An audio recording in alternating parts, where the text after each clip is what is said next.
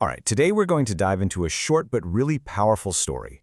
It's kind of like a modern fable about something I think we all wrestle with, the quiet and often totally invisible cost of chasing approval from other people.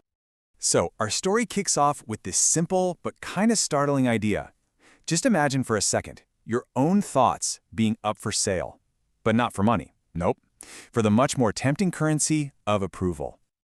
So how does this whole transaction even work, right? Well, the man starts small. He just sells a few thoughts here and there. A clever idea at a party, a polite opinion to smooth things over. He's just testing the waters of this new, invisible marketplace. And this is what he gets in return. Not cash, but something way more addictive. Social currency. A validation so powerful it felt like sunlight. It's warm, you want more of it, and it just encourages him to keep on selling. And this is where things really start to shift. He stops sharing what he actually thinks and starts crafting what he knows people will clap for.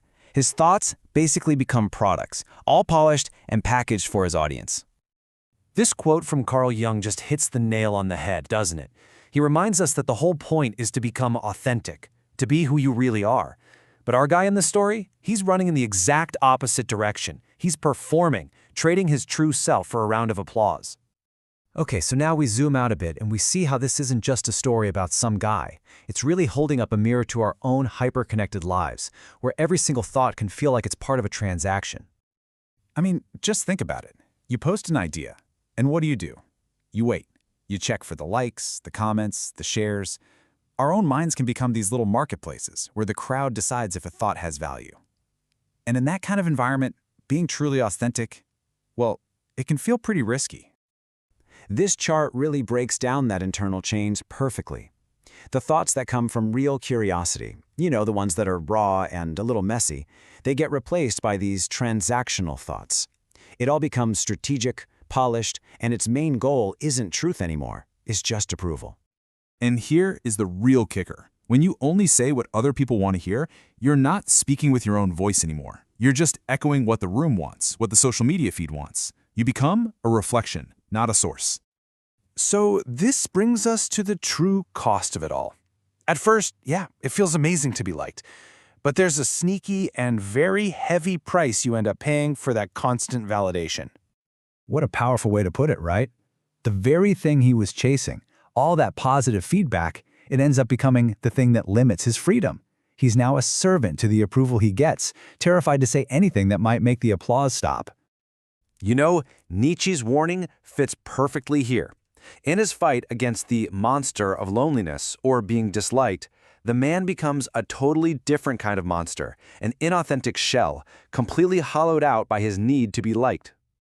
And this is the moment the story kind of turns the camera back on us. It's a chance to pause and really think about our own motivations. When we speak or post or share something, is that our true voice? Or is it an echo of what we think everyone else wants to hear?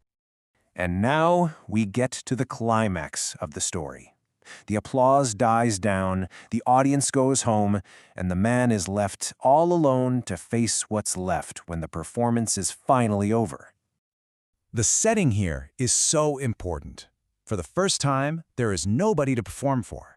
The silence is absolute. And in that quiet, he has to face himself without that buffer of everyone else's approval. He reaches inside for a single original thought, something that is purely his, and he finds absolutely nothing. The wellspring of his own ideas has been totally neglected, and now it's empty. This is the devastating moment of realization.